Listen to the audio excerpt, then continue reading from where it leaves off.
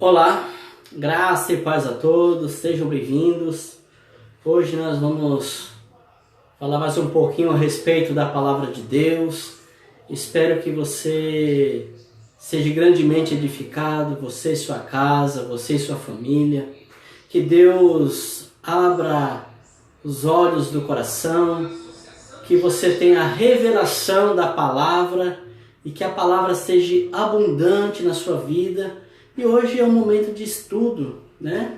Estamos aqui no momento de estudo, de um momento de reflexão.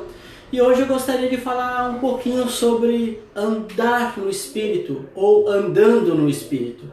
É de fundamental importância que nós, como servos de Deus, possamos entender mais um pouquinho como que é a nossa vida cristã, como ela funciona, quais são as suas implicações, ok? Então, primeiramente, eu gostaria de estar falando alguns princípios elementares, mas um princípio fundamental para nós é a compreensão de como acontece a nossa vida no Espírito, como que se dá isso na prática. A gente fala muitas vezes da nossa fé, falamos do Espírito, pregamos a palavra, mas muitas vezes o que está nos faltando é a consciência. Como que acontece o fluir de Deus? Como que o Espírito flui na nossa vida? Que nós podemos chegar a ter níveis de espiritualidade mais elevados. Então, a primeira coisa que eu gostaria de falar é a respeito da fé, Um primeiro princípio que nós temos que ter. Fala, Jota, um abraço, garoto, Deus te abençoe, seja bem-vindo. Então, um princípio, eu gostaria de falar de dois princípios que são fundamentais para a nossa vida no Espírito. Andar no Espírito, caminhar no Espírito. Uma coisa é você dizer que é cristão, vai à igreja, tem a sua vida, rotina, oração, leitura, enfim. Mas muitas vezes muitos ainda se encontram distantes, do que é realmente andar no Espírito e o que é necessário para que um cristão tenha uma vida saudável, uma vida fortalecida, uma vida de contemplação da bondade e da glória de Deus. O primeiro princípio é a fé. A palavra de Deus diz que sem fé é impossível agradar a Deus. Está lá em Hebreus. Sem fé é impossível agradar a Deus. E que Ele é galardoador daqueles que o buscam. O que Deus tem nos dado? Deus tem nos dado do seu amor, da sua bondade, da sua graça. Da outra vez eu estive falando um pouco da lei, os efeitos da lei na vida do crente. E por outro lado, nós precisamos aprender também a andar no Espírito, desfrutar de uma vida no Espírito, viver a esfera espiritual, a vida com o Senhor, de uma maneira plena, não de maneira metódica, uma maneira de métodos, mas de uma vida de experiência.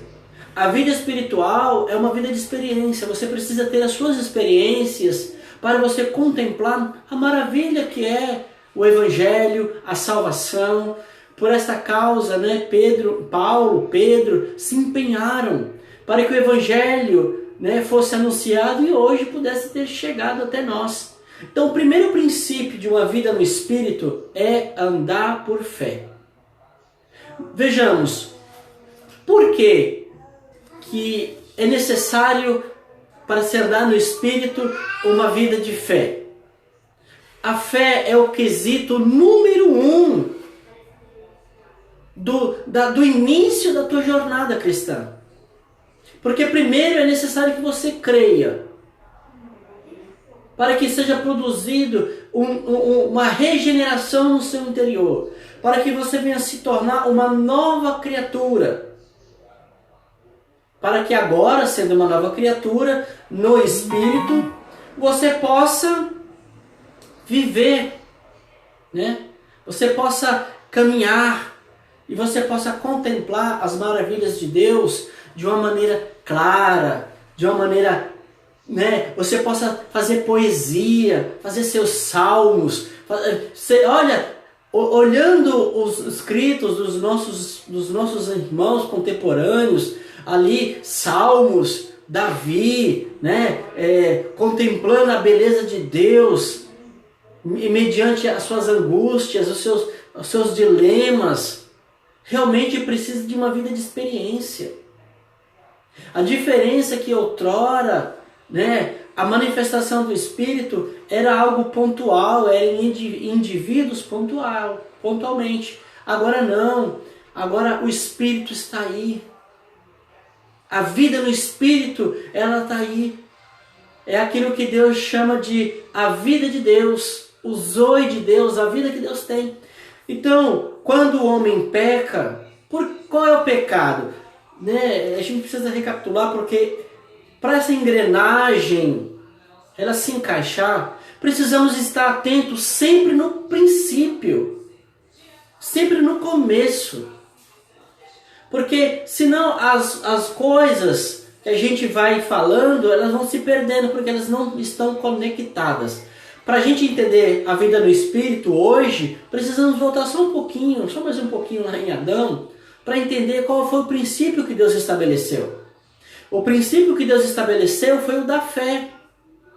Adão também precisava andar por fé.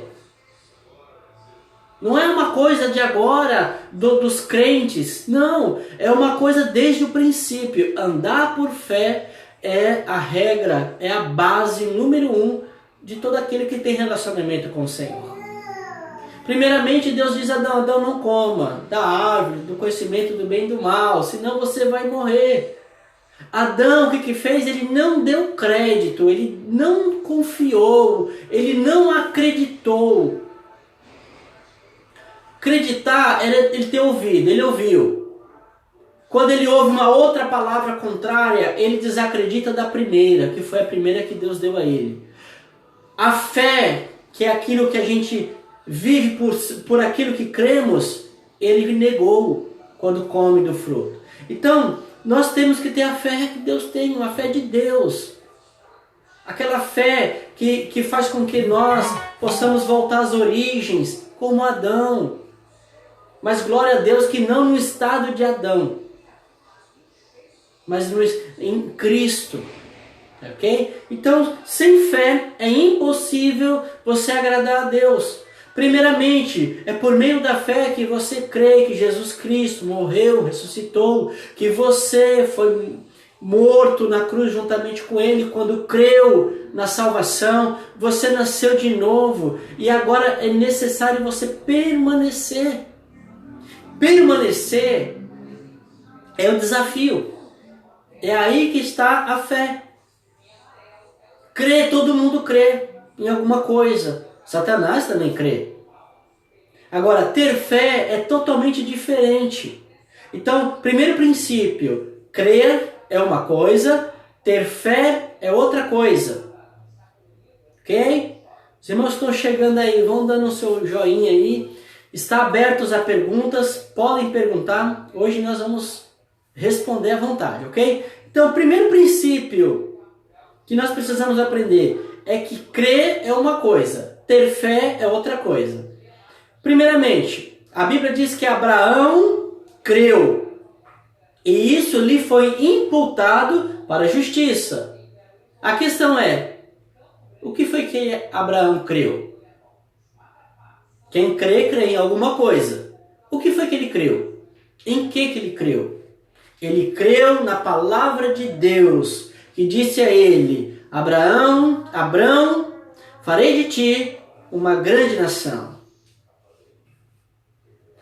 E depois ele promete, te darei um filho. Promessa. É confiar na promessa. Abraão creu e isso lhe foi imputado para a justiça.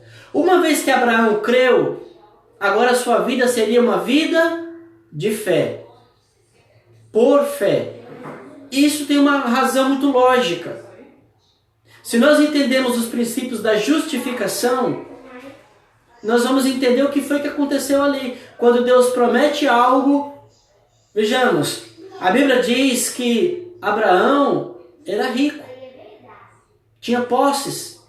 E Deus tira Abraão até então, tira Abraão do lugar onde ele está e diz: Abraão, sai da tua casa, da tua parentela e vai para um lugar para onde eu vou te mostrar, onde eu te mostrarei. Ele creu. Lembramos que não estava em questão o seu comportamento, não estava em questão se pecou, se não pecou, se errou, se não errou. Deus o chama e lhe faz promessa. Básico. Porque ele creu, ele foi justificado. E uma vez justificado, ele diz que o justo andará por fé. O que é por fé? A partir do momento que foi justificado, que creu, foi justificado, agora é uma vida de andar no Espírito. Mesmo que o Espírito não estivesse ainda em Abraão sendo manifestado, era um princípio de andar por fé. Quando ele anda por fé, é uma vida de aprendizado. Não significa que Abraão não errou, deixou de fazer coisas erradas, errou, mas é uma vida no Espírito, é uma vida, não é mais uma vida da alma. Outra hora eu vou fazer um estudo, nós vamos falar um pouquinho sobre da triunidade do corpo humano, do ser humano, que é a vida do Espírito, a vida da alma e a vida do corpo. Porque não sabendo dessas coisas que a gente fica uma vida meio mecanizada, uma vida meio um cristianismo meio robotizado, porque não entendemos as suas diferenças. Nós, como cristãos, temos que andar no Espírito. E há uma razão lógica para isso. Deus nos salvou no Espírito. O homem está condenado no Espírito. Ou seja, ele está morto no Espírito. Foi no Espírito que perdeu-se toda a comunicação com o Pai. Então, uma vez que ele perde essa comunicação, ele está morto. A sentença é a morte. Porém, uma vez agora que acontece a mesma coisa que acontece lá em Gênesis, acontece em Cristo. Por exemplo, Deus coloca Adão no mundo e diz a ele: Adão, não coma. Adão foi tentado. Jesus também veio ao mundo. Olha os paralelos. Adão estava no Éden, no meio do Éden, num jardim, tudo perfeito. Não passava fome, não tinha necessidade alguma, não tinha enfermidade, não tinha doença. Ele era suprido de tudo. Ok? Ele era suprido de tudo.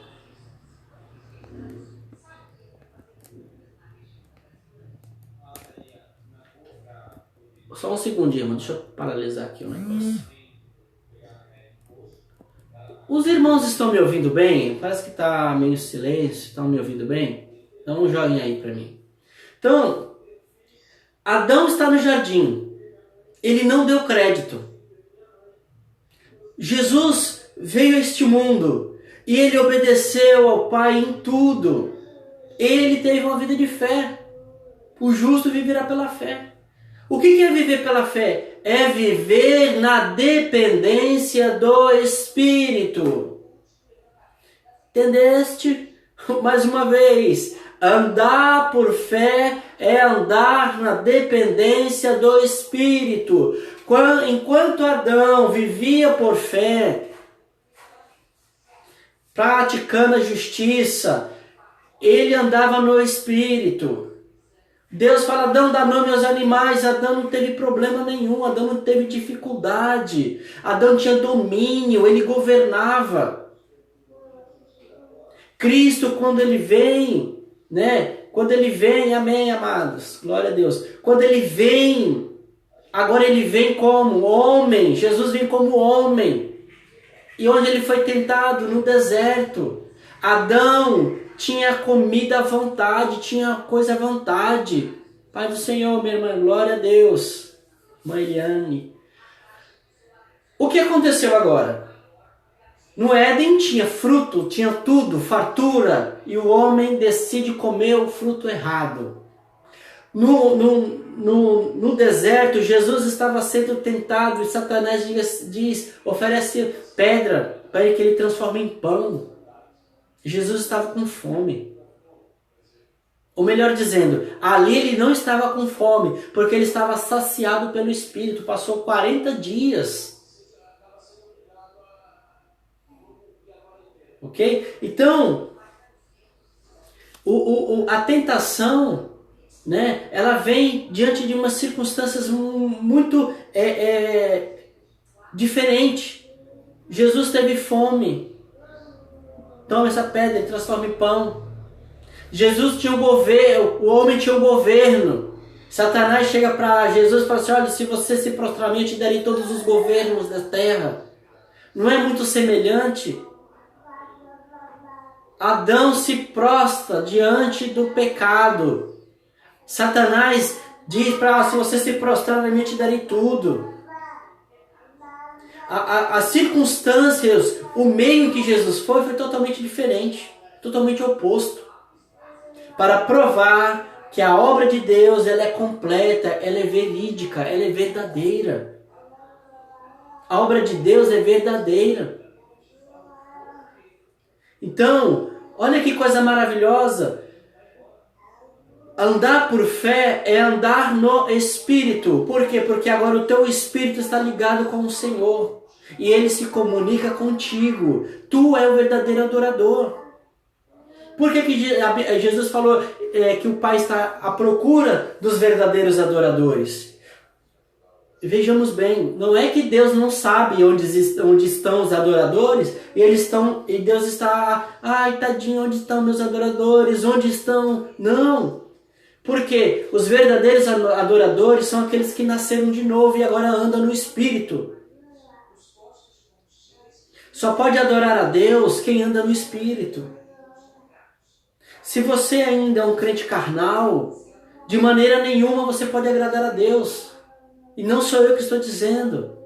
O que é ser um crente carnal? Ser um crente carnal não é necessariamente ser um crente viver no pecado aí deliberado, não. Ser crente carnal é o crente que não busca nada na vida espiritual. É um crente que simplesmente ele vai domingo, ele ouve uma mensagem, ele acha que está se alimentando, vai para casa, faz suas orações. A vida dele está muito centralizada nas coisas que ele está vendo, né? Se a igreja está crescendo, se o irmão está no pecado, se ele está trabalhando, está ganhando dinheiro. São pessoas que não se envolvem. Porém, andar na carne, todos que querem andar na carne, eles pendem para o pecado, eles caem no pecado de alguma maneira. São carnais. A palavra de Deus diz que tem 3 tipos de pessoas. Primeiro, é o natural. O natural, que nasceu naturalmente, ele está desligado, então ele está morto. Precisa nascer de novo. Aqueles que nasceram de novo, eles têm 2 estilos de vida. Um é o estilo de vida de vencedor, que é andando no Espírito, aprendendo, vivendo a vida espiritual, como Deus quer, vivendo pela fé, e tem aquele que vive na carne. Os carnais, Paulo diz que esses ainda estão subjugados à lei. Porque eles vivem à base de pode e não pode, à base de ordem, de ordenanças. Ele só faz se mandar, né? O desejo dele nunca está em primeiro lugar nas coisas de Deus. Ele não tem amor na palavra, ele não gosta de estudar a palavra, ele não gosta de viver a vida de Deus. Ele quer viver a vida dele. É um crente carnal. O que ele está vendo? Ele está vendo só o natural. Ele trabalha muito, se empenha muito, se dedica muito, porém ainda é carnal. Por quê? Porque as coisas de Deus estão de lado, né? Não estou dizendo de pecar, está pecando, matando, roubando, mentindo. Não, não é isso. Às vezes ele é um crente muito sério, né? Muito honesto, está vivendo a sua vida lá, né, cumprindo tudo bonitinho, mas ainda assim é um crente carnal. Por quê? Porque dentro dele não flui o Espírito. Ele geralmente, esse tipo de pessoa não tem alegria, estão sempre murmurando, estão sempre reclamando, estão sempre tropeçando, estão sempre querendo chutar o pau da barraca, não suportam as coisas, não amam, não perdoam, tem muitas dificuldades de relacionamento, são pessoas inconstantes. Por isso que Paulo briga ferrenhamente com os irmãos que estavam lá em Corinto. Os irmãos de Corinto, eles tinham um sério problema. Os irmãos nasceram de novo, tinham todos os dons ali, só que ainda eles eram carnais. Paulo começa a carta dizendo, olha, vocês que são os santos do Senhor, amados, eleitos. Aí ele fala do Espírito ali no capítulo 2, que o Espírito ele prescruta as coisas de Deus, ele sabe, e que nós temos que andar no Espírito, porque nós temos a mente de Cristo. Aí eles falam assim, porém, vocês aí, eu não tenho do que dizer, eu não tenho como falar com vocês no Espírito, eu tenho que me remeter a vocês como carnais, eu tenho que falar, né, abaixar o nível e tentar falar com vocês em níveis carnais. Ok? Mas aqui eu quero falar de nível espiritual. Vamos avançar. Então, se Adão não creu, hoje temos que fazer o inverso. Precisamos crer. Se Adão não teve uma vida de fé e não viveu sustentado pela palavra, você tem que viver sustentado pela palavra. Qual é a palavra? Que Jesus morreu por você e te perdoou de todos os pecados. Que Ele isso aqui é a razão da sua fé. Ok? Qual é a minha fé? É fazer tudo certinho? Não. A sua fé é o que está lá em 1 Pedro. Vamos ler que está lá em 1 Pedro? Os amados irmãos que têm suas Bíblias aí, vamos abrir lá. Eu quero mostrar para vocês algo muito interessante que muda a sua vida. Sai desse marasmo. Eu não estou dizendo que você não vai ter luta não, meu irmão. Não estou dizendo que você não vai ter perseguição não. Né? Eu não gosto de viver em perseguição, mas são coisas inevitáveis. A gente não gosta de viver sofrendo, mas são coisas inevitáveis. Para quê? Para aprendermos a andar na dependência de Deus. O pecado lá no Éden trouxe algo muito terrível. O homem abandonou a dependência de Deus para ser independente de Deus. O que isso quer dizer? Que agora o eu, a vida da alma, governa. Por quê? Porque não tem mais a vida do espírito. Se o espírito está desligado, o que nos resta como seres humanos? A vida da alma. A alma rege, a alma detém o poder do conhecimento do bem e do mal que pertence a Deus. Só Deus sabe o que é certo e o que é errado. Mas aqueles que vivem na sua natureza humana, ele ainda vive de maneira natural, independente, querendo viver para si. Ok? Então, o homem se torna... Aleluia. Aleluia. Então, como você pode descobrir? Tá aparecendo aqui. Como você pode descobrir, né? Se está vivendo essa vida como a minha digníssima perguntou aqui. Como devo saber se estou fazendo a vontade de Deus ou não? Primeira coisa. Você precisa crer. Crer é você ter que crer em alguma coisa. Né? Então por isso que a gente, quando vai pregar o evangelho para as pessoas, a gente não tem que se contentar com que elas apenas tenham aquela crença de ouvir falar. Eu creio em Jesus, Jesus está no meu coração, eu creio em Deus, eu creio. Para a gente crer, precisa ouvir alguma coisa. Por exemplo, eu também, outrora, eu criei da maneira humana, que todo mundo fala, vem para Jesus, Jesus vai te fazer isso, fazer aquilo. Mas Jesus não tinha falado ainda comigo. Então, quando a palavra do Espírito bateu, em um certo momento da minha vida, eu precisei crer que Cristo morreu por mim, houve uma troca na cruz, que Ele agora é o meu substituto e que agora a minha vida não diz respeito mais a mim. Não mais eu, mas ele vive em mim, conforme Paulo estava dizendo. Então, andar no Espírito, o primeiro princípio é andar por fé. Você creu e agora você vai ter que viver sustentando isso que você creu. Andar por fé é exatamente isso. É você sustentar até o fim aquilo que Deus prometeu para você. Então, não tem a ver com os tropeços da sua vida. Muitas pessoas se acham fiéis a Deus, né? Abrindo aqui um parêntese. Muitas vezes nós nos achamos que somos fiéis porque nós vamos à igreja, não faltamos nenhum culto, porque nós somos cooperadores assíduos, ofertamos, dizimamos, e nisso a gente baseia a nossa fidelidade. Mas embora em parte está correto, né? Isso é uma demonstração de fidelidade, porém a nossa base não é essa. Pode ser fruto, né? Ser fruto, mas não base. Por quê? Porque a base da tua fé não está. Você é fiel a Deus, não é porque a gente dizimou, porque foi à igreja, cumpriu tudo bonitinho, tem os cargos lá, somos empenhados. Não, não é isso. Ser fiel a Deus é crer na palavra da justiça, é crer na palavra dele. O que foi que ele disse? Vamos ver aqui em 1 Pedro, capítulo 3, versículo... Deixei até separado aqui, que essa primeira parte nós estamos falando do primeiro princípio, que é andar por fé. Olha o que Pedro diz, né? 1 Pedro, verso 3, vou começar do 13, para a gente chegar lá e você vai compreender melhor. Ora, quem é que vos há de maltratar, se fordes zelosos do que é bom? Mas ainda que venhais a sofrer por causa da justiça, bem-aventurados sois. Primeira coisa, ele está dizendo aqui, quem é que vai nos maltratar se nós andarmos corretamente? Né?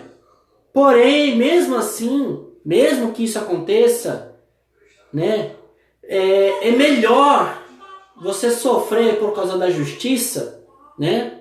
Aí ele diz assim, ó, mas ainda que venhais a sofrer por causa da justiça, bem-aventurados sois, não vos amedronteis, portanto, com as suas ameaças, nem fiqueis alarmados, antes santificai a Cristo como Senhor em vosso coração, estando sempre preparados para responder a todo aquele que vos pedir a razão da esperança que há em vós. Numa tradução mais correta, não é esperança, é a razão da vossa fé. Ok? É a razão da vossa fé. Fazendo-o todavia com mansidão e temor, com boa consciência, de modo que naquilo em que falam contra vós, fiquem envergonhados os que difamam o vosso bom procedimento em Cristo. Porque se for da vontade de Deus, é melhor que sofrais por praticardes o que é bom, do que por praticar o que é mal. Ok? Olha aqui a razão da sua fé. Olha a razão da sua fé. Segura aí. A razão da sua fé é essa. Pois também Cristo morreu uma única vez pelos pecados, o justo pelos injustos, para vos conduzir-vos a Deus. Morto sim, na carne, mas vivificado no Espírito. Ok? Olha que coisa interessante. Qual é a razão da sua fé? Muitos podem se pendurar em coisas humanas.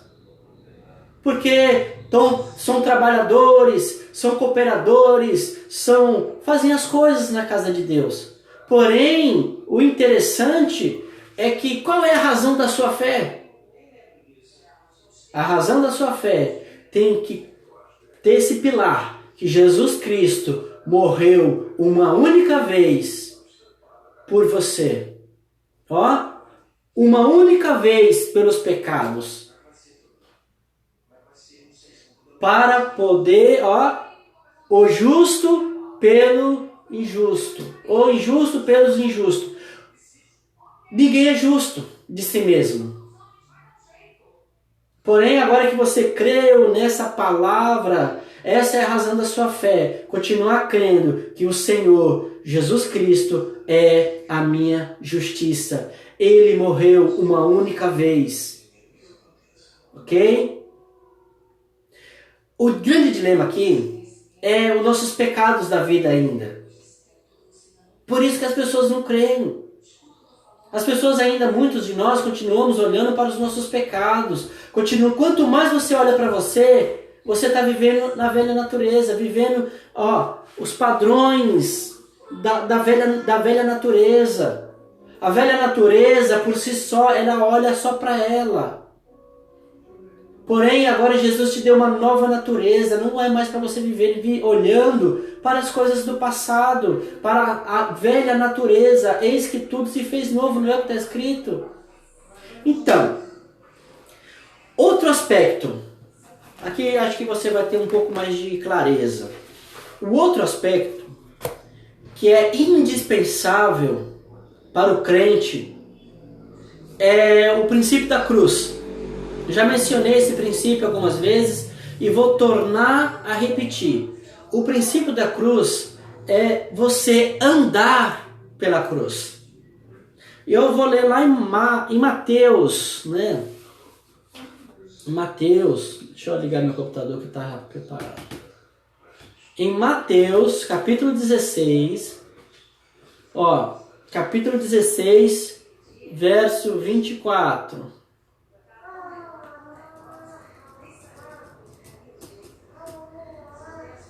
O primeiro princípio, andar por fé. O segundo princípio é andar pela cruz. Ok? Sejam bem-vindos, amados. Deus abençoe, amados. Nós estamos aqui fazendo esse pequeno estudo. Espero que você seja grandemente edificado, ok? Que Deus abençoe sua vida. Qualquer dúvida, pode perguntar. Vamos lá. Então, capítulo 16 de Mateus, verso 24. Então Jesus disse a seus discípulos: se alguém quiser vir após mim, renuncie-se a si mesmo. Tome sobre si a cruz e siga-me. Bingo. A primeira coisa é andar por fé. É você crer que Jesus é sua justiça, que Ele morreu para te resgatar do pecado e para te perdoar dos pecados. Porém agora, você vai viver a vida na terra ainda. Você não aceitou Jesus e desapareceu da terra. Você continua aqui vivendo. É agora, deixa eu só ler aqui uma coisa. Depois que você está em Jesus, eu errei, continuo errando, pecando, uma vida ainda normal, pois vivendo neste mundo, esses pecados também já foram perdoados. Isso que eu ainda não cometi também estão perdoados. Sim, só que veja bem, andar no Espírito vai te dar clareza da tua vida hoje. Se você começar, você já vive no Espírito, mas talvez ainda não tenha aquela clareza, como que é isso, como funciona esse andar no Espírito, esta vida de paz, esta vida de revelação, esta vida de unção, esta vida de poder. Ser um servo de Deus cheio do poder não significa que a sua geladeira vai estar cheia, não. Não significa que você vai estar com a sua despensa cheia. Não significa que você vai estar sempre empregado, ganhando bem, que você vai ter muitas coisas. Embora essas coisas Deus dê de bom grado a todo aquele que o ama. Porém, nós precisamos ser provados, testados. É aqui que reside a dificuldade. Muitos não passam pela primeira prova, por isso que estão vivendo na derrota. Paulo é um exemplo disso, aprendeu a estar vestido, a estar nu, a ter riqueza, a ter pobreza, mas é algo que se aprende na caminhada, porque é uma vida agora de dependência de Deus, não é de dependência do eu dependo de mim, é eu que faço, não. A vida do espírito é totalmente contrária à vida da alma, que é a vida da carne. A Bíblia diz que a carne, ela milita contra o espírito contra a carne. Então, vejamos, vamos ver. O que é seguir o Senhor? Né? Fizeram uma pergunta aí, como eu sei que eu estou andando no Espírito? O que é seguir ao Senhor? Vamos lá. Seguir ao Senhor é você ouvir a voz do Espírito, ok? É você ouvir a voz do Espírito e segui-lo. Às vezes nós ouvimos alguma coisa e não entendemos muito bem. Como que nós vamos confirmar se aquilo que ouvimos é realmente de Deus? Simples. Você ouve e você busca a confirmação na palavra. Ou seja, o Senhor, né, por meio do seu Espírito, fala conosco e Ele confirma na sua palavra. Por isso que é importante você meditar. Meditar, sabe o que significa a palavrinha meditar? Meditar significa remoer, Por isso que Deus, lá no Velho Testamento, fala a respeito dos animais de patas fendidas, que eram animais que eles remoem, eles comem e remoem, engole e põe para fora de novo, mastiga e engole, põe para fora, mastiga e engole. Ou seja, é isso que a gente faz. A gente faz exatamente isso, a gente come da palavra, amanhã come de novo, mastiga um pouquinho, mastiga, medita, busca a revelação de Deus, busca a compreensão, não fique dando passos em falso, para que depois você não venha querer dizer que Deus é o responsável pela sua vida ser uma vida de fracasso. A nossa vida é uma vida de vitória se nós andarmos no Espírito. Somos mais que vencedores, porém nós queimamos os princípios primários. Quando nós olhamos esse versículo, que somos mais que vencedores em Cristo Jesus, esquecemos o que foi dito antes, né? Então, essa coisa de você não meditar, por exemplo, ouvir uma mensagem na igreja. Muitos ouvem a mensagem, vão para suas casas, no outro dia nem lembram mais do que foi falado. Então, viver na fé é viver uma vida de busca, de compreensão da palavra de Deus. Você está no Espírito, você tem livre acesso, você pode viver uma vida de plenitude, uma vida de ousadia, uma vida de poder. Você vai longe. Qual é o primeiro sinal de uma vida no Espírito? Buscar, ter desejo de fazer a obra. Crentes que não têm desejo de obra, de participar, de desenvolver o seu dom, de buscar pelo menos saber qual é, de ter vontade de comer da palavra, de beber da água do Espírito, estes são os crentes derrotados. A vida deles é uma derrota. Por exemplo, um crente vitorioso, ele pode estar passando a mesma necessidade que um crente derrotado. Ele pode estar desempregado, ele pode estar passando lutas, com contas para pagar. Eu estou falando nesse contexto devido ao nosso contexto de país hoje. Por isso que eu estou falando com essa linguagem.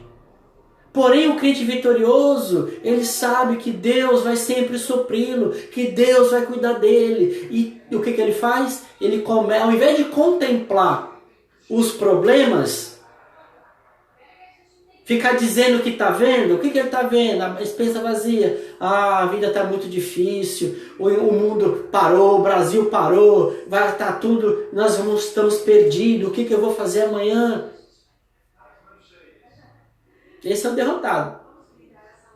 O crente vitorioso, ele tem sempre uma perspectiva de coisas boas, de coisas novas. Hoje não está dando certo, amanhã vai dar. Hoje não conseguimos algo que nós desejávamos, mas amanhã o Senhor vai fazer. É isso, é viver como filhos de fato. Ok? Então, eu trouxe uma colinha aqui, pra gente não ficar, eu tenho a tendência de fugir muito, né? Falo de muitos assuntos, mas hoje eu quero ser um pouco mais didático, porque isso aqui é algo importante para a sua vida. Então, Seguir o Senhor é ouvir a sua voz no seu espírito e buscar compreensão disso. Testificar, ter paz, ok? Não faça nada de você mesmo. Então, nesse quesito, eu quero dizer uma coisa para você. Nós não seguimos Jesus como homem. Nós seguimos a Jesus na pessoa do Espírito Santo que está em nós. É na pessoa do Espírito Santo, de Cristo, na pessoa do Espírito que está em nós, é que nós seguimos ao Senhor. É você crer que o Espírito está aí. E você sabia, caso você não saiba, o Espírito Santo é uma pessoa. E ele deseja muito se relacionar com você. Ele deseja muito falar com você. Ele deseja muito te ouvir. Ele deseja muito te passar coisas grandes e profundas, te conduzir à verdade. Só que temos um grande desafio. O desafio é que quando a gente ainda não aprende a ouvir a voz do Espírito, é necessário que Deus vai apertando o cinto, né? Vai nos espremendo, vai nos encurralando, para que nós possamos chegar, né, no fim de nós mesmos. Da autorrenúncia, do abandono do eu, do ego, sabe? Daquela coisa que gruda em nós, que é o orgulho, a soberba. Acharmos que somos melhores que os outros. É diferente quando você vive pela fé. Quando nós vivemos pela fé, as pessoas nos acham soberbos também. Por isso que Pedro está falando aqui. As pessoas nos acham arrogantes. Somos os invencíveis. Somos os super-homens. Por quê? Porque não andamos por aí contando tragédia, se lamentando, ó céus, ó vida, ó azar. Quando temos problemas, recorremos à pessoa certa. E quando Ele nos orienta por meio do seu Espírito a buscar irmãos que nos auxilia, isso a gente vai lá e faz. Somos uma irmandade que busca o mesmo Senhor. Nisso os irmãos se ajudam mutuamente. Olha que esfera espiritual maravilhosa. Então, Deus só pode se relacionar conosco de maneira plena. Por isso que a nossa questão, amados, não era só uma questão de perdoar dos nossos erros. Nós precisávamos morrer e ressuscitar. Pagar a dívida. Enquanto a nossa dívida estava em aberto, não tínhamos como. Hoje Deus quer se relacionar com você plenamente. Qual é o seu problema? Qual é o seu desafio? Qual é a sua fraqueza? Qual é a sua limitação? O que você tem vivido? Hoje é uma oportunidade de você se derramar neste Deus maravilhoso. Fale ao Espírito. E Ele intercederá por você com gemidos inexprimíveis. Ele sabe o que você passa. Ele é o teu consolador. Ao contrário que muitos pensam, né? O Espírito Santo, ele não é o teu acusador. Ele é o teu auxiliador, ajudador. Ele é o paracleto. Ele é o teu advogado. Ele advoga. Ok? Então, uma coisa que tem que acontecer para você poder viver esta vida, e eu falo de experiência. Uma outra hora eu vou fazer uma live. Amém. Vou fazer uma live, vou fazer um culto, sei lá, e vou pregar a respeito do que aconteceu comigo. Hoje eu estou falando de algo que eu aprendi, mas eu não aprendi apenas de teoria, de ouvir falar. Eu era assim um crente de ouvir falar, um crente de vidinha de igreja, vai, vem. Ora estava animado, ora desanimado, ora cheio de vigor, querendo fazer muita coisa, ora não querendo fazer nada. Mas um dia, no dia da calamidade, o Senhor estava lá do meu lado. Um dia, no fundo do poço, perdido tudo, e eu olhei para Deus olhei para o céu e disse: Senhor, quebra-me e faz de novo. Aconteceu exatamente isso que eu estou falando. No final das contas, eu era um crente carnal. Vivia na carne, vivia baseado no eu era orgulhoso, duro, não levava desaforo para casa. Porém, um dia eu fui quebrado. Não foi Deus que me quebrou. O mundo me quebrou. O mundo me quebrou. Então, quando isso aconteceu, eu cheguei no fim de mim mesmo. O meu orgulho não tinha mais para onde ir. O ego não tinha mais para onde ir. E eu tive que renunciá-los para que eu pudesse receber vida e vida em abundante. Os problemas, irmãos, não melhoraram não, começaram a piorar. Porque uma coisa é você viver na dependência da carne. Tudo é normal. A outra coisa é você viver a esfera espiritual, que é quando a luz brilha e você começa a enxergar as trevas tenebrosas que você vivia anteriormente. Muitos estão vivendo em trevas, vidas escuras e obscuras, porque a luz não chegou. Porque ele tem um desafio tremendo. Qual é o desafio? O maior desafio que nós temos não é contra Satanás, não é contra o mundo. O maior desafio que nós temos é conosco mesmo. Por isso que enquanto a luz não brilhar e houver revelação, lembra daqueles filminhos lá, das fotos que a gente tirava e tinha aquela bobina que a gente colocava dentro da máquina, não podia pegar luz. Tinha que colocar totalmente no escuro e para tirar também. Não podia tirar de qualquer maneira. Senão, se você abrisse a luz, pegasse luz, queimava tudo, estragava tudo. Tinha que ser revelado. Como que revelava? Colocava-se no lugar. Passava por um processo. E esse processo gerava o quê? A fotografia. Porque enquanto não passa pelo processo da revelação, você não sabe o que está lá. Todos nós, como servos de Deus, enquanto não passamos pelo processo da revelação, a nossa vida é vida de amargura, a nossa vida é vida de tristeza, é uma vida de derrota, é uma vida de murmuração, é uma vida de reclamação.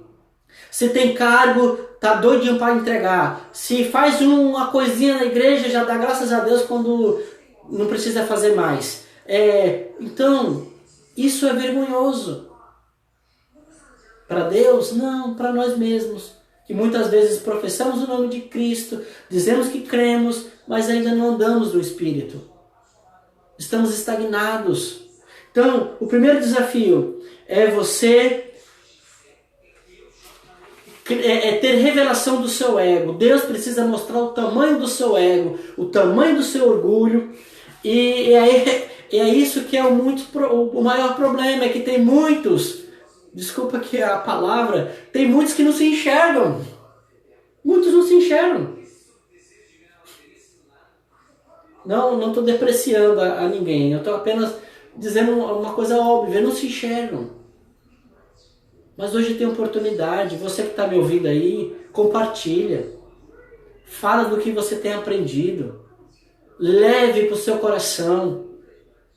Medite, deguste, pense, deixa Deus falar, deixa Deus trabalhar, abandone, vai limpando, deixa o Senhor passar, deixa Deus fazer por você. Então, olha que interessante.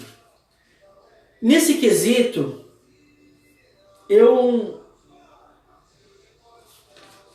tenho duas coisas, né? Duas coisas. Como Deus faz isso? Como Deus trata para você andar na plena luz, para você andar na graça, na verdade. Quando você tem a revelação da verdade, você não vai viver no pecado. Por que as pessoas vivem no pecado deliberado, vivem na carne? Por quê? Falta de conhecimento, falta de revelação, falta de intimidade. ok? Falta de identidade.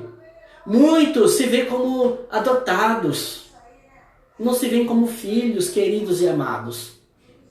E os adotados têm sempre a síndrome de que tudo é para os outros. Ah, o fulano ganhou uma casa, é só o Zezinho que ganhou, Deus não quer que eu ganhe.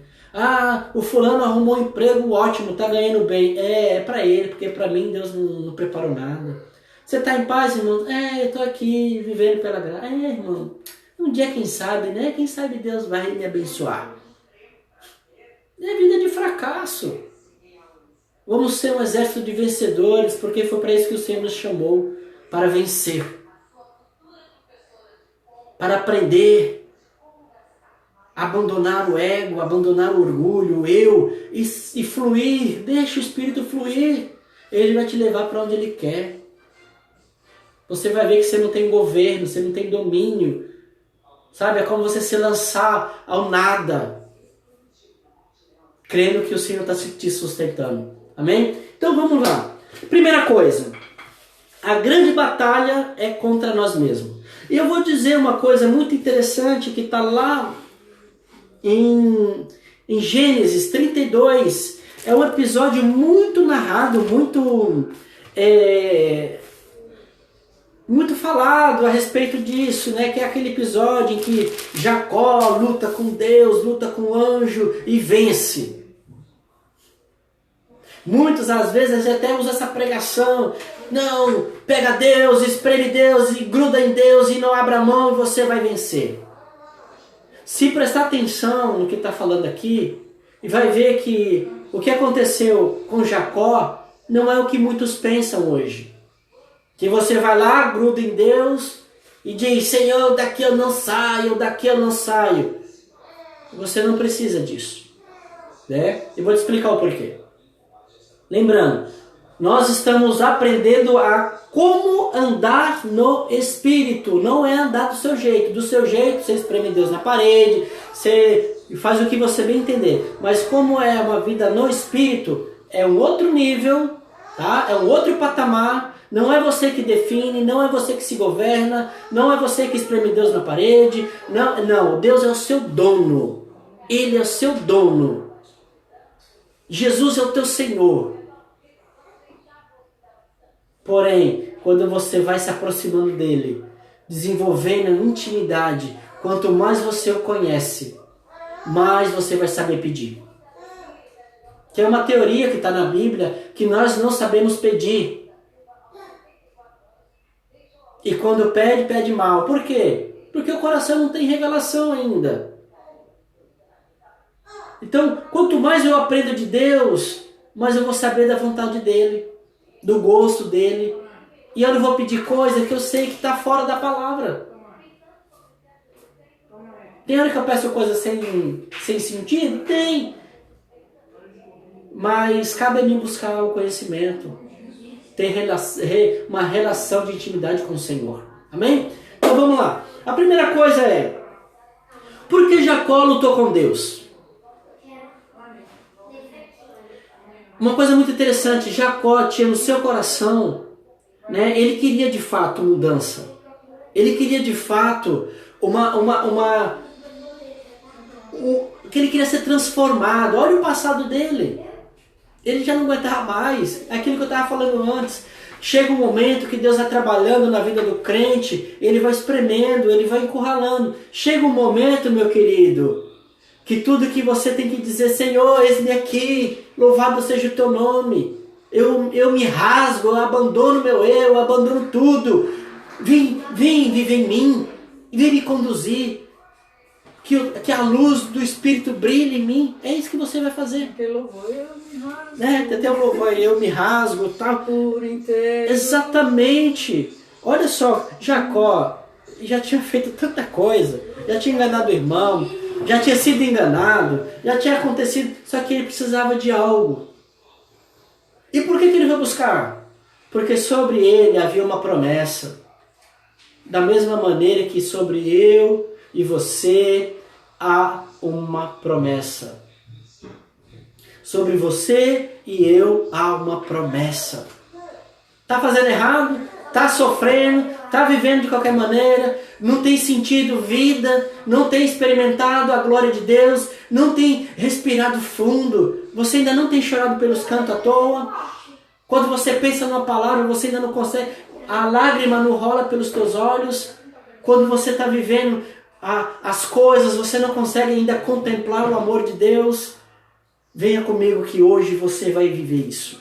Eu creio, em nome de Jesus. Esta é uma palavra profética para a tua vida. Hoje, rios de água fluirão de dentro de ti. Água do Espírito. Louvado seja o Senhor. Vamos lá. Então, a questão aqui é que Jacó dependia da sua própria força. Ele era um homem valente, homem robusto, homem de caça, homem do campo. Então, ele não tinha dificuldade, um homem cheio de vigor. Ele dependia somente dele. Foi enganado, enganou, trapaceou, foi trapaceado. Então, é algo muito, muito sério. Quantos Jacó? Oh, Deus não está aí na igreja.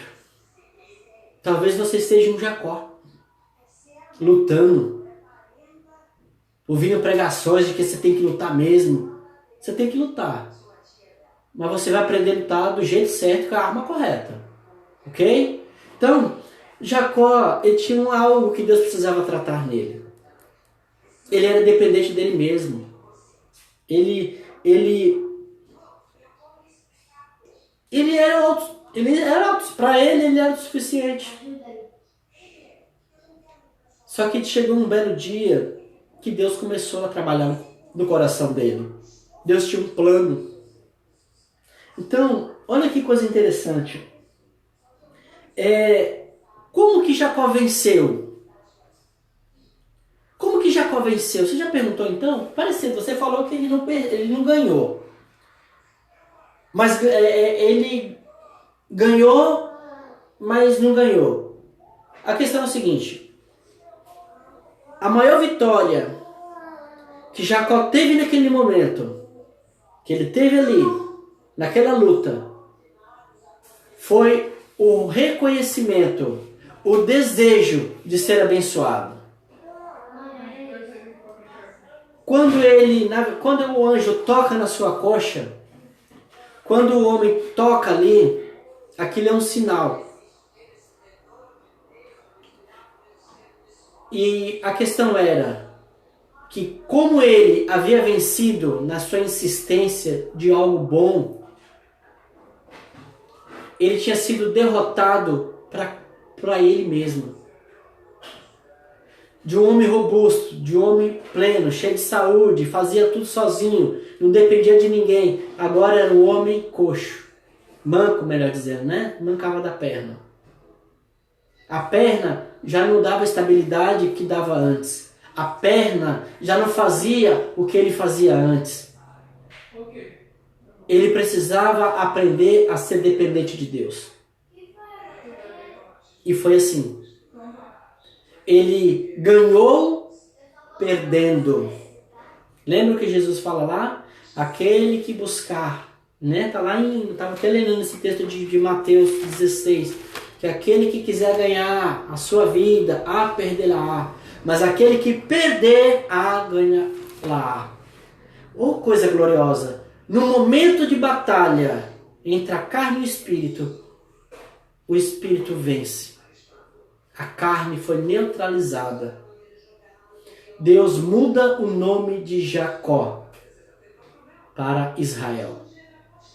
Todas as vezes que você vê na Bíblia alguém tendo seu nome mudado, isso é profético.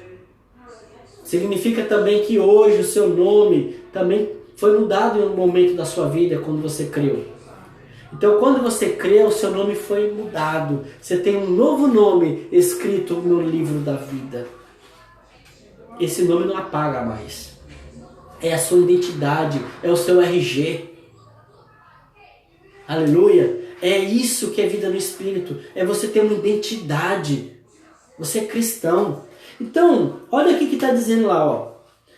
2 Coríntios 2, verso 14.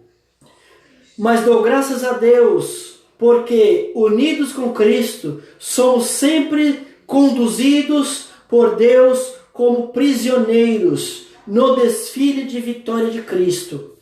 Gente, isso aqui está falando de algo que poucos conseguem entender. Vou ler aqui na minha Bíblia, que eu copiei, mas eu vou ler aqui. Vamos entender essa passagem e tentar juntar ela com Jacó. 2 Coríntios 2:14.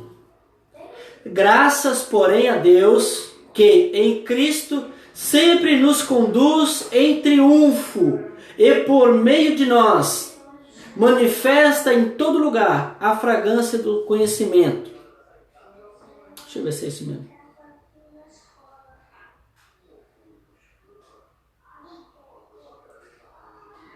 É isso mesmo? Ou eu estou pegando errado? É isso mesmo.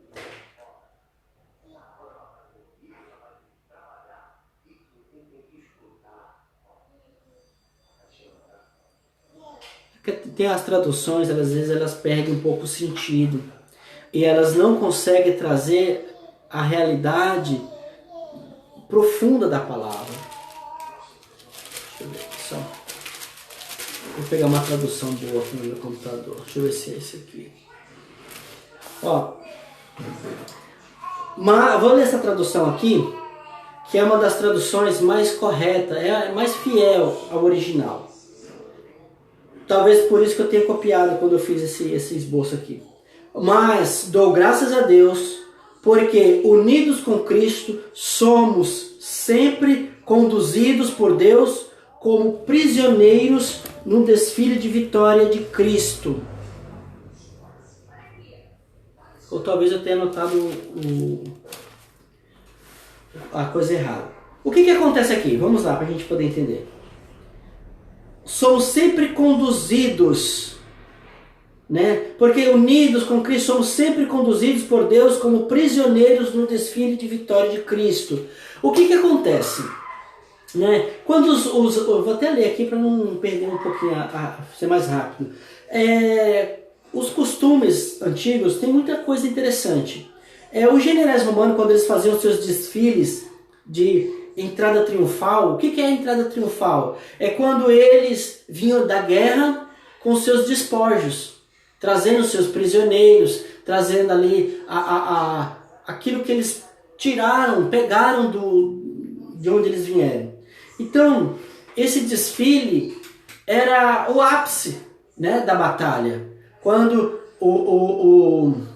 os generais, o rei, eles vinham com cortejo anunciando a vitória e com eles seus prisioneiros, né? Então, o que tem relação, né? Tem relação que quando Cristo chega no lugar celestial e se assenta ao trono, significa que ele entrou. Lembra do jumentinho lá? Lembra do jumentinho? Quando ele entra com o jumentinho em Jerusalém e é aclamado. Só que agora ele vem como general, como o leão da tribo de Judá. Ele vai marchar com os seus prisioneiros. Só que neste caso, são os prisioneiros que foram resgatados para participar do cortejo triunfal. Então, isso é maravilhoso. Então, a nossa vida de vitória é saber que você... Amém, irmã? Isso mesmo. Que você está caminhando com Cristo. Que você está com Ele, você é prisioneiro dEle. Deixa Ele te levar. Deixa Ele te conduzir. Deixa Ele fazer parte, né? Essa é a primeira maneira, né? Voltando lá ao assunto. A primeira maneira é quando você se rende, né? Você se entrega. E essa maneira aqui é algo que eu preciso falar só mais um pouquinho dela. Quando eu falei da revelação, a revelação é assim, para você não ter problema. A revelação, ela acontece na nossa vida de duas formas, né? Ou ela vem por meio do Espírito, você escuta, busca na palavra, tem algo errado na sua vida, o Espírito começa a trabalhar e você começa a mudar. É uma forma. Deus te dá revelação, seja por um louvor, seja por uma pregação, seja por uma palavra na rua, um amigo. Deus revela, ok? E essa maneira é uma maneira sua. Você pode estar lá no seu particular, orando, buscando, e o Senhor te revela onde está o erro. Porém, há uma outra maneira, né, que é mais drástica, que é mais doída, que é a parte onde eu disse para os irmãos que tem muito a ver comigo. Eu vivi essa experiência do vexame, né? É você ser exposto, né? Lógico que Deus não quer expor a vida de ninguém assim, entendeu? Mas se for necessário, Ele vai permitir que isso aconteça, para que você possa se enxergar, né? Então, esse exemplo de Jacó é um exemplo nítido de que alguma coisa precisa acontecer, muitas vezes, para que você possa chegar, né, onde Deus quer. São os meios que nós procuramos e Deus vai trabalhando nesse meio, te abençoando. Por isso que a Bíblia fala que na nossa fraqueza o Senhor nos aperfeiçoa. Ok? Então vamos ver. A primeira maneira é a revelação. Eu tinha pulado esse ponto, eu estou voltando. A segunda maneira, irmãos, é o vexame. E o vexame tem a ver quando você corrige a pessoa, não ouve. Quando você exorta, não ouve. Quando Deus exorta, Deus corrige, não acontece. É o caso de Davi, Salomão. São pessoas que têm conhecimento, mas precisam chegar num fundo tão terrível. A Salomão, Deus apresentou a ele 3 vezes em sonho. Davi tinha ali a proximidade com o Senhor. E Deus fala para ele: ó, Davi, da mesma maneira que você fez em secreto, eu vou fazer com você, com as suas esposas, em público. Ah, parecido, mas isso é contexto de lei. Não, isso é contexto de Deus usar os meios, né, do qual a gente já se embrenhou neles, para nos resgatar, para nos disciplinar, para nos corrigir, para que as nossas vidas sejam plenas dele, totalmente dele. Porque enquanto tiver essas coisas dentro de nós, nós vamos estar sempre propensos para o pecado, sempre propensos a viver no engano, a viver no erro, e ainda depois de tudo colocar a culpa em Deus, né? Então, Deus sabe de tudo, né? Deus sabe de tudo. O nosso orgulho nos torna cego, né? Quem não se enxerga não pode andar no Espírito. Por isso que eu falei, não se enxerga. Se não se enxerga, não pode andar no Espírito. Ok? Essa questão de Jacó lutar com Deus é algo muito pertinente. Para você ganhar, você precisa perder.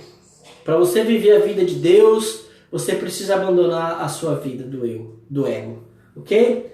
Então, esse princípio, né, de andar pela fé e esse de andar pela cruz é o que te possibilita uma vida plena em Deus, de aprendizado, de conhecimento, de se encher do Espírito, de se encher da palavra, né? E tirar algumas coisas da nossa mente, que são coisas diabólicas, que não nos permite, né? Não nos permite ver a bênção do Senhor, não nos permite ver a glória de Deus.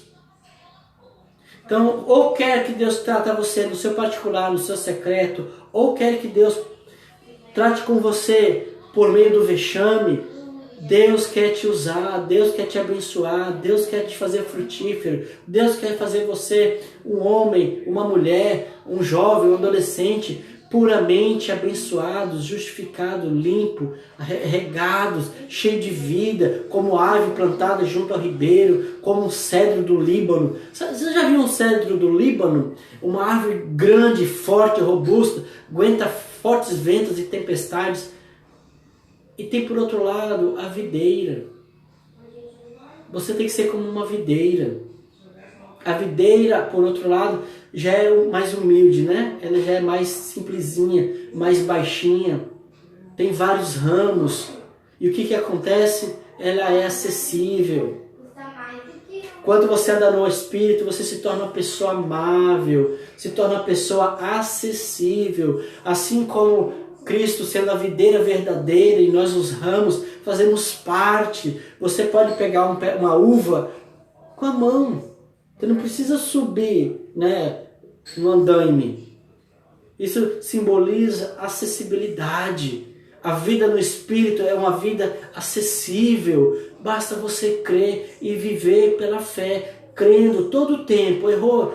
Continue crendo. Está passando luta? Continua crendo. Está passando perseguições? Continua crendo. Não se mova. A batalha não é sua. Porém, quando Deus te instruir, vai lá e batalhe. Por isso que a palavra é tão importante você entender que há uma mensagem no Velho Testamento que é Deus falando. E há uma mensagem no Novo Testamento que é Cristo falando. Uma coisa é o Pai falando. Agora, uma outra coisa é quando o Pai envia o Filho para que o Filho agora fale. A nossa mensagem é a mensagem do Filho. Que o Filho nos deixou. Que o Filho nos passou. E isso ele diz. E sabereis que sois os meus discípulos.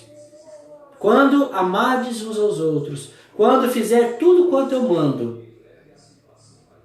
Ele não falou quando você fizer tudo que está na lei. Mas tudo que eu mando.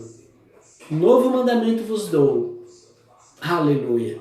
Amém? Então, amados, a humilhação é o estágio mais drástico que a gente pode chegar para se libertar do orgulho, para se libertar do ego, para aprender a viver no Espírito. Em Gálatas, diz lá em Gálatas 5 que andeis no Espírito e jamais satisfareis a vontade da carne. Qual é o segredo de ter uma vida abençoada? Andar no Espírito. Por quê? Porque aquele que anda no Espírito, ele está agradando totalmente a Deus. Errou? Continua. Não olha para trás. Não olha para o velho homem que ficou na cruz. Olha para Jesus. Ele é o nosso vivo, único e vivo caminho. Ele é a verdade, ele é a vida. Ok? E ele disse que um dia vai voltar. Ele vai voltar. Que na casa do Pai há muitas moradas. Que no mundo teremos aflições, mas tem de bom ânimo. Ele disse, eu venci o mundo. Aleluia. Glória a Deus. Que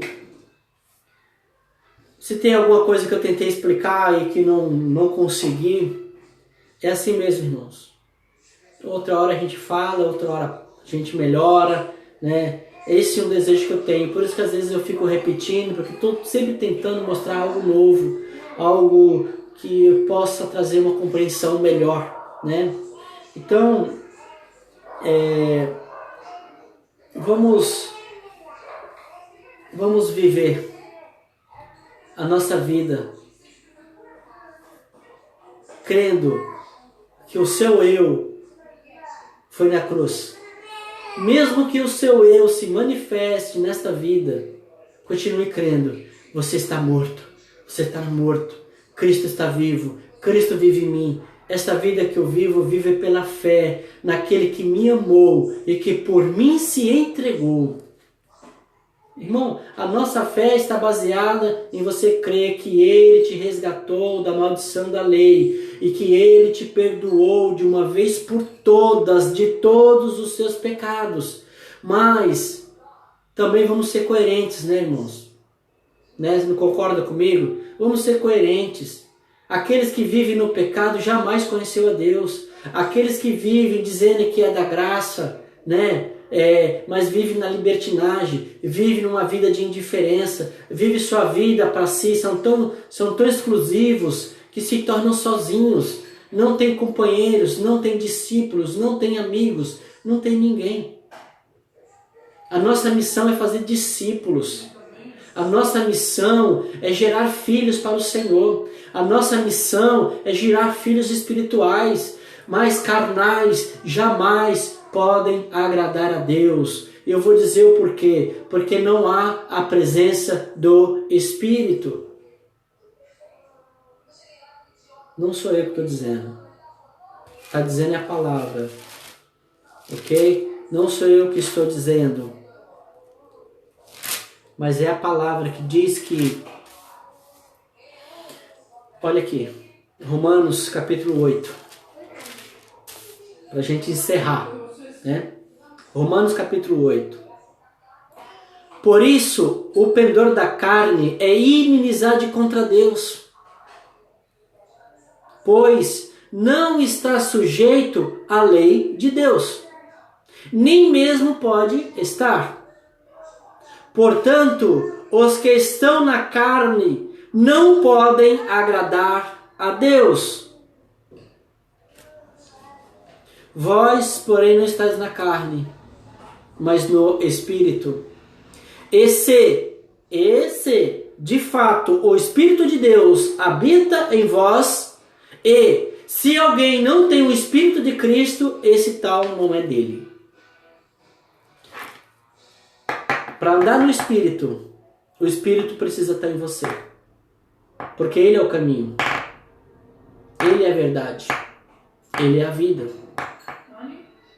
O Espírito está aqui para testificar do Deus Pai e para testificar do Deus Filho e para testificar no nosso coração que somos filhos de Deus. Aleluia. Amados, isso é coisa fantástica. Aqueles que estão na carne.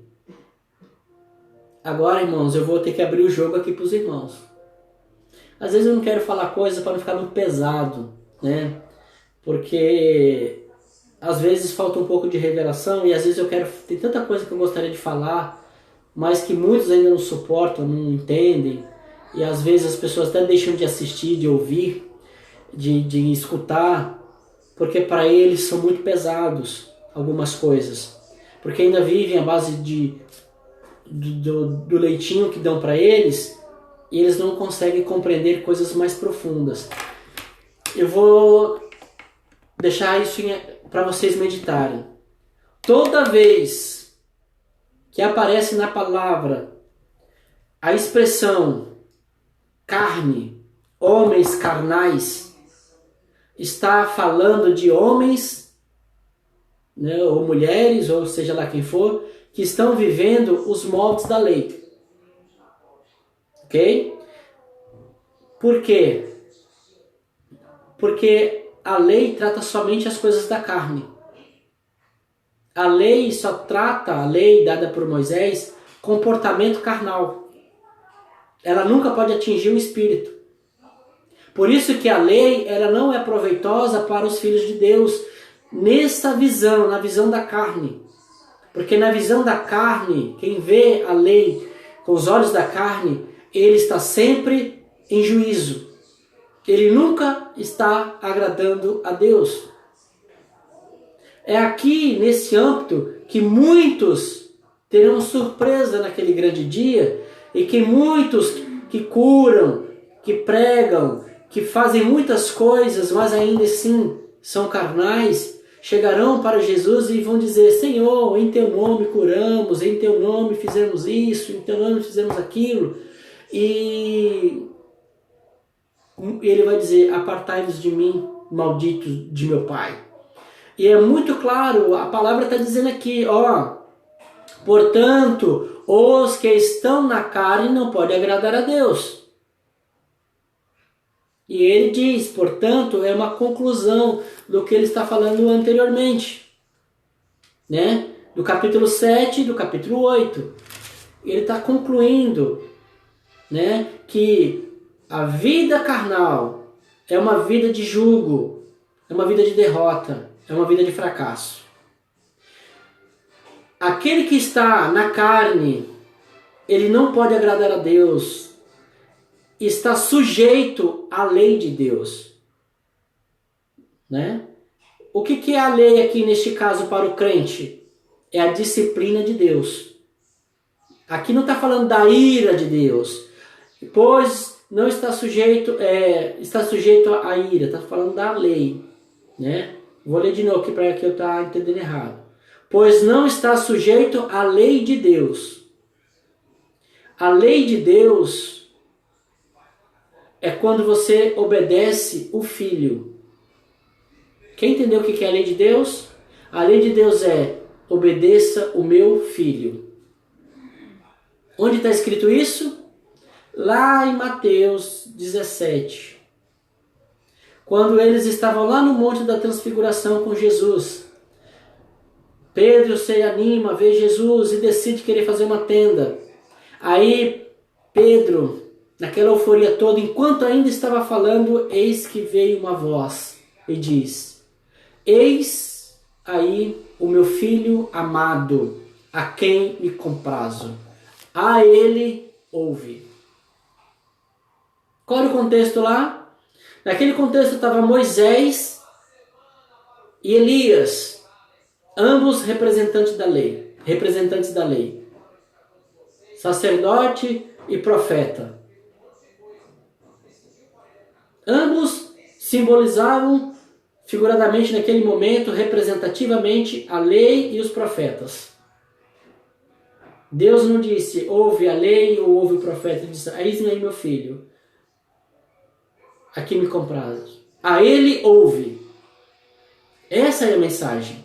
Ouvir Jesus. Ok? Então, amado, se você ainda está na carne, pense bem. Avalia. Se a sua vida é uma vida de comportamento, é uma vida de coisas naturais, se as suas ambições é ganhar dinheiro, construir sua casa, ter seu carro, alimentar a sua família, e as coisas de Deus ficam por último, né?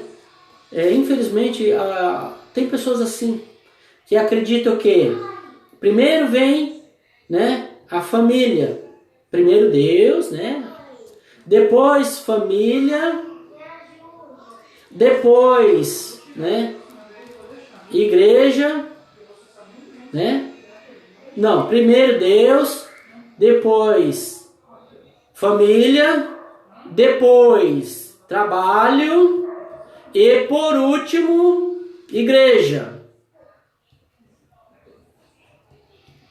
É uma visão perigosa, porque ela contraria até o próprio texto de Mateus 16, né? É perigoso esse pensamento, porque nesse pensamento, né? Porque neste pensamento a gente não consegue ver o plano de Deus, o projeto de Deus, a vida no Espírito. Por quê? Primeiro Deus, aceitei Jesus, tá bom, agora minha família. Para manter minha família eu preciso trabalhar, né? Então quando minha família estiver abastada, né? Quando o meu emprego estiver bem resolvido, né? Depois eu vou pensar na obra de Deus. Há algo errado. Uma vida do Espírito é totalmente o contrário. Ok? A vida no Espírito é primeiro Deus, segundo a obra de Deus, depois sua família, depois o seu emprego. Ah, mas como que vamos sustentar minha família? Como que a gente vai ter... Não, presta atenção. Vai dar um start aí, ó. Tá. Você quer ser feliz? Você quer desfrutar de uma vida poderosa? Busque em primeiro lugar o reino e a justiça. O que é justiça? O Cristo. Ele é a nossa justiça. Busque esses dois primeiro. Quando você busca a justiça, você está buscando a obra. Você está seguindo aquele que renunciou tudo, abandonou tudo, renunciou à glória que lhe era proposta, se esvaziou para se fazer como um de nós, para que eu e você pudéssemos receber da sua plenitude, da sua vida. Mas você precisa renunciar o seu eu. O seu eu, infelizmente ou felizmente, depende da sua colocação, ele está incluindo a renúncia da sua família, a renúncia do seu emprego, a renúncia dos seus projetos, a renúncia do que tipo de emprego você vai querer ter amanhã, a renúncia de que tipo de sonho você sonhou a sua vida toda. Aí você vai me questionar, então quer dizer que eu vou abandonar tudo, não vou trabalhar mais, eu não vou sonhar mais. Não é isso que eu estou dizendo. Eu estou dizendo, você tem que seguir um exemplo, o exemplo de Salomão. Salomão pediu a Deus sabedoria para governar o reino de Deus. Eu falo assim, me dê sabedoria para governar o teu povo. Porque ele decidiu isso. Deus o honrou, o abençoou sobremaneira. É a mesma coisa, irmão. Você quer ter uma família bênção de Deus? Você quer ter uma família ali, sustância? Decida-se. Viver a obra. Vai viver a obra. E você carregue sua família junto com você. O emprego, o trabalho, Deus vai cuidar de você. De uma coisa eu vou dizer para você. Deus tem cuidado de mim. Da minha esposa. Da minha família.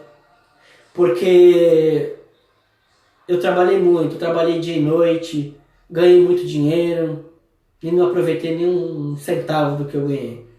Muito pelo contrário, só construí desilusão, tristezas, amarguras, mágoas, pessoas que a gente sai magoando por aí.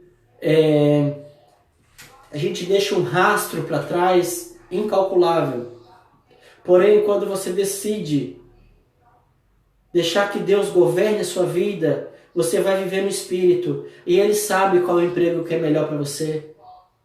Não significa que você não vai ter mais sonho. Não significa que você não vai planejar mais nada. Mas tudo que você fizer, agora você vai pôr diante dele. Senhor, eu quero uma casa nova.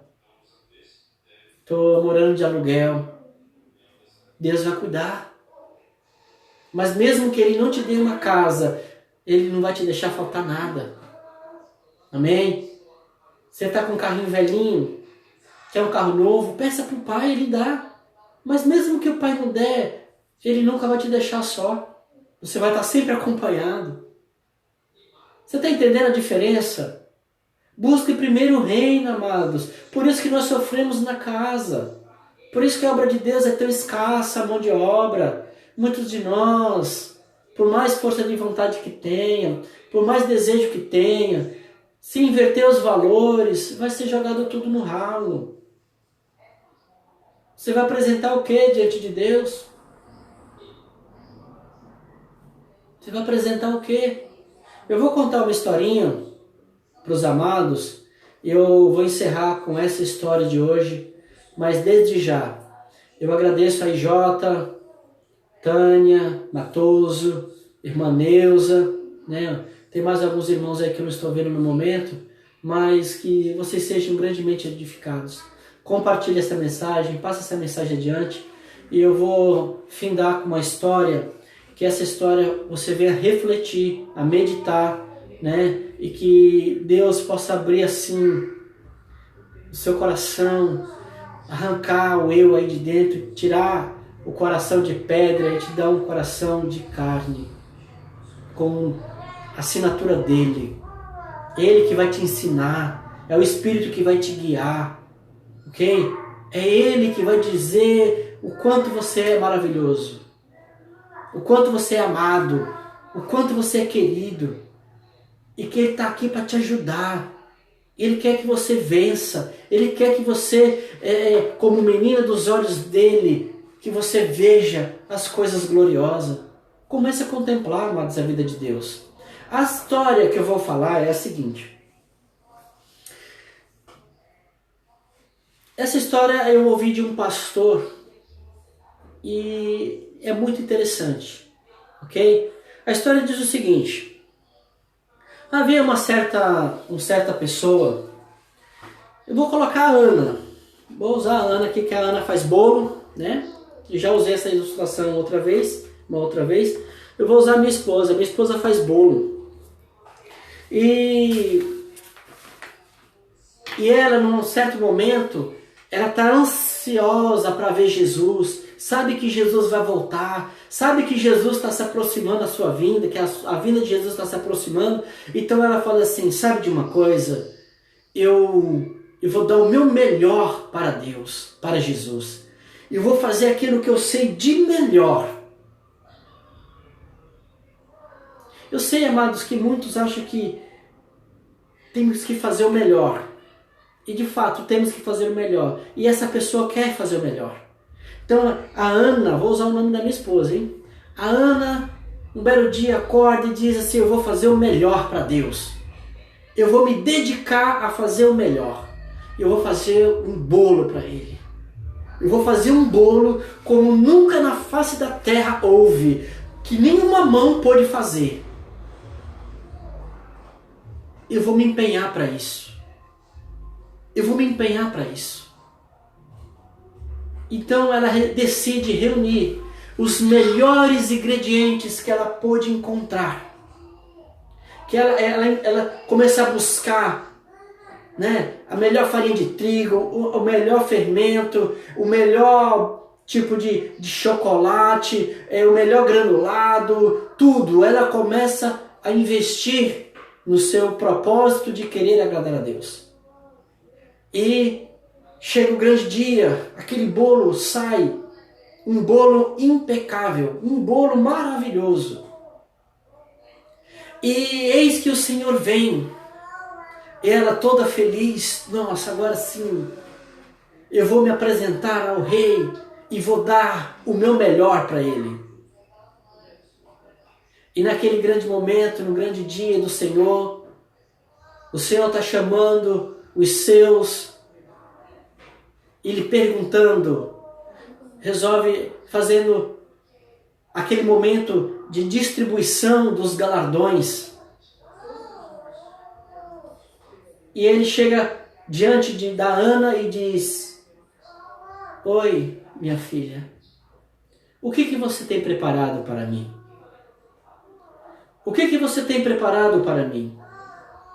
Ana, toda alegre, toda feliz, toda lá, né? Toda culinária, toda de mestre Cuca, fala, Senhor, com muito prazer, com muita alegria, eu estou aqui te oferecendo este bolo de chocolate.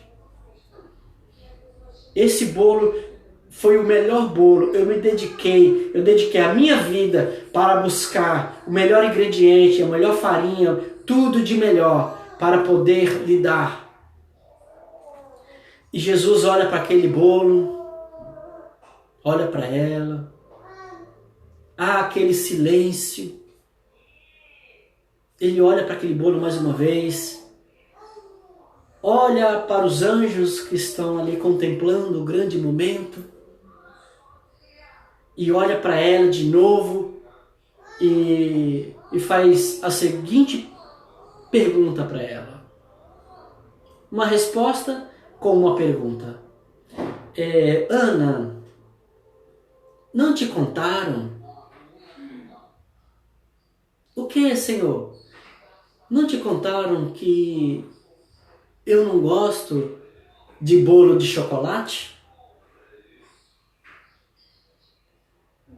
Ela olha pasmo e agora?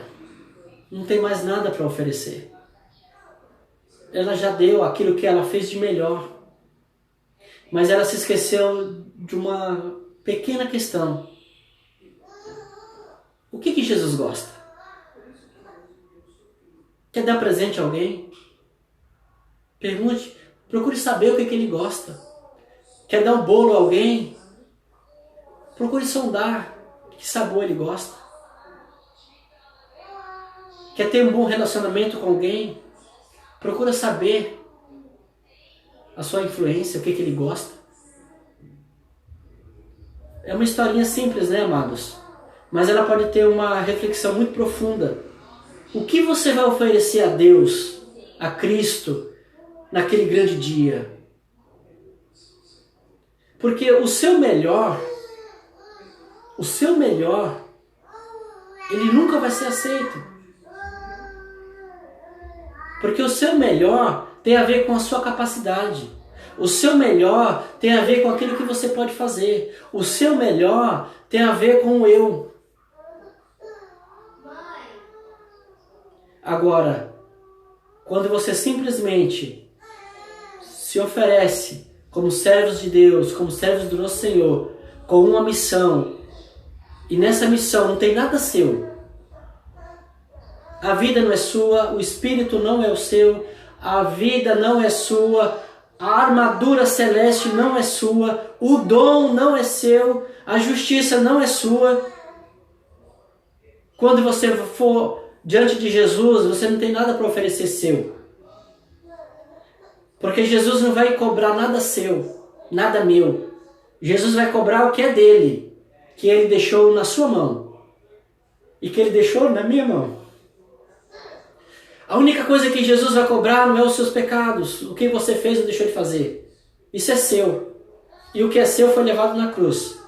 Mas o que ele vai deixar, ele vai cobrar, foi o dom que ele deu a você. Foi a ordenança que ele deu a você. Os equipamentos que ele deixou neste mundo. Isso ele vai cobrar de você. E você vai prestar conta diante de Deus. Eu, você, todos.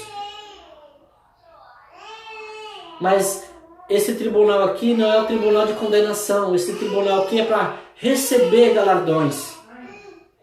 Só vão receber galardões. Só vão ser crentes vitoriosos aqueles que andarem no Espírito. Porque onde está o Espírito de Deus, aí está a liberdade. Andais no Espírito e jamais satisfareis a vontade da carne.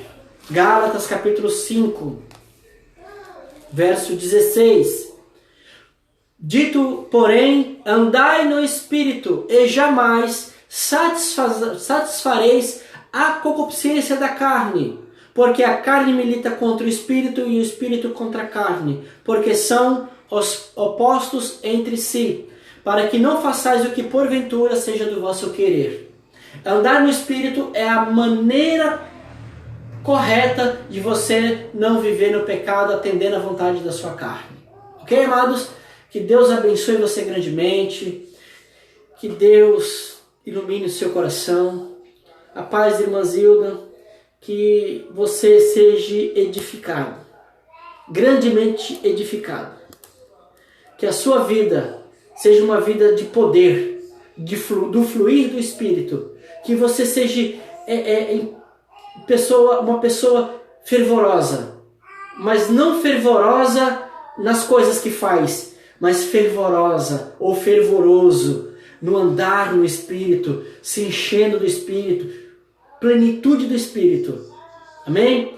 A nossa igreja, o Ministério